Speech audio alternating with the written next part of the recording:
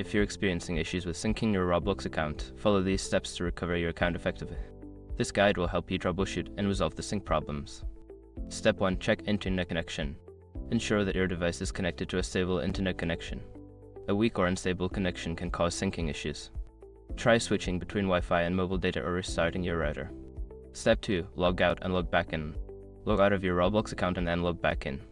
This can refresh your session and may resolve any temporary syncing issues. Make sure to enter your credentials correctly when logging back in. Step 3. Clear cache and cookies. Clear the cache and cookies of your browser or the Roblox app. This can help eliminate any corrupted data that might be causing the sync issue. After clearing, restart the app or browser and log in again. Step 4. Update Roblox. Ensure that you are using the latest version of the Roblox app or browser. Outdated versions may have bugs that affect account syncing. Check for updates in your App Store or refresh your browser. Step 5.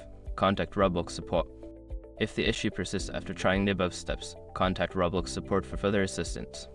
Provide them with details about your issue, including any error messages you may have encountered. By following these steps, you should be able to resolve your Roblox account sync issues. If problems continue, reaching out to support is your best option for a solution.